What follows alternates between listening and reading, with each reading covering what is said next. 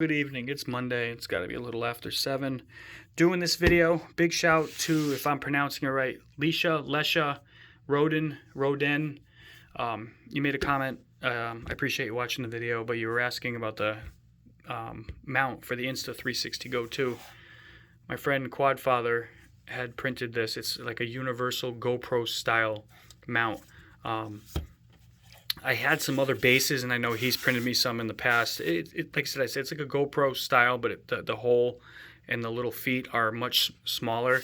So I'm sure you could find a universal style out there that would do it. So this was meant for, it was a smaller version basically of the base of this, and I shaved it down to fit where I needed it to. Like I said, much smaller.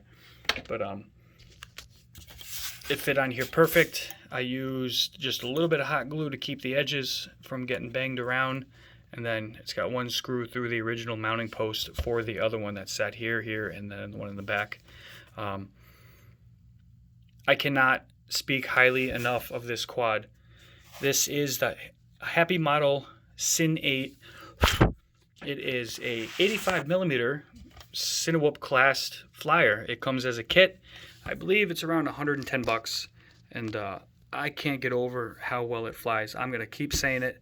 And this flight that I did this past weekend was one of the first ones that I really put it to the test. And I did a really cool cinematic flying. I mean, that's me. You're going to get cinematic. That's just what I enjoy doing. That is my passion. But I wanted to take this guy out instead of this. The iFlight Cinebee. This was my first. This is what started it for me. But I grabbed a freestyle quad. I grabbed my tiny whoop, and I grabbed this. This was the weapon of choice, and I don't want to give the video away at all. It's kick-ass. I don't know. I'm going to put it up, but it was really breezy, especially after I got into the air. I was in a very compromised placing the whole video. I don't know how to say it. Where if the wind took me off course, or the wind made it unflyable, it would have made my afternoon, my Father's Day, a absolute nightmare, because I might have not gotten it back.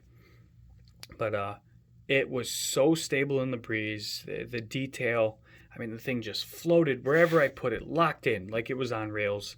Yeah, I tuned it. I mean, that helps a bit, but I mean, the technology that's in it, the great flight stack, the one all-in-one board, you can't even see it, just like a tiny all-in-one. I forget what board's in there, but it flies great. I put a 650 milliamp China line. I probably got one in here. No, I don't. Of course not. The batteries are probably still in the bag behind me. It is. So let's just pretend. Here's a 4S, but it's the same. Now, just a 3S version of this. This is the 4S. Can you tell? But the 3S is what I fly that with. Excuse me.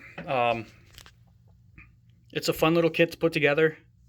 It took me an hour and 10-ish minutes, because I took my sweet ass time and made sure every wire was detailed and locked in, can't get pulled. It's hot glued. OCD's a motherfucker. What can I say? I did add a different antenna for significantly better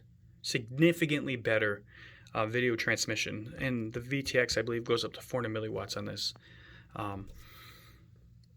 The foliage that I was in, the distance that I was away on a couple flights that I've done with this, I'm shocked. It is so clear.